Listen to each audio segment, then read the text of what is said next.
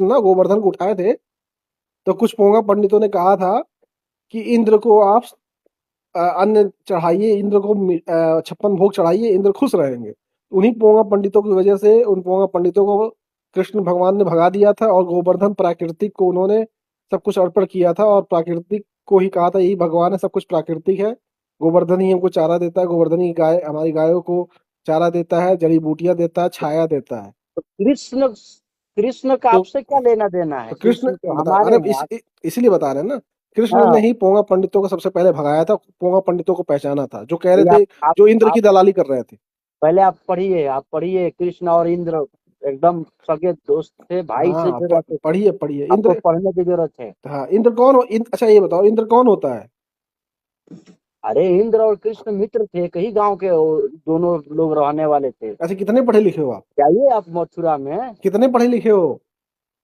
सारे वेद ग्रंथ सब पढ़ के बैठा हूँ मैं। अच्छा, वही तो कह रहे हैं, कितने पढ़े लिखे हो आप?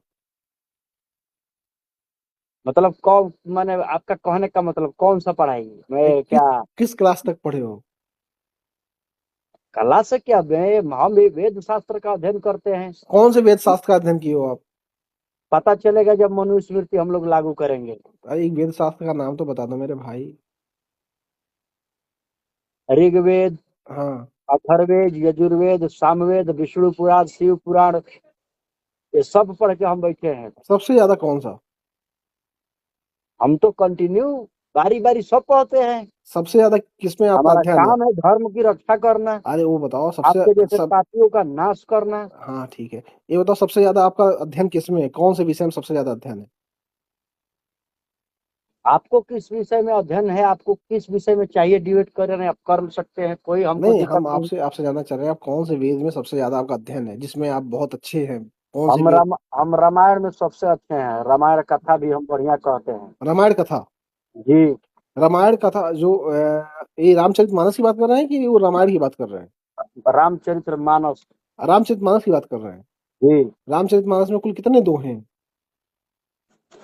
अभी तो अभी आज के फिलहाल लगभग लगभग 3000 के आसपास है। तो आपको बताएं, आप हैं पोंगा पंडित, अब बहुत ही घटिया किस्म के आदमी हैं, आपको कुछ पता होता है नहीं। एक काम कीजिए, आप जाइए किसी पागल खाने में नजदीकी, और वहाँ हम्म। इलाज कराइए, और इलाज कराने के बाद फिर फोन कीजिएगा, बकलोल रखो फोन तुरंत।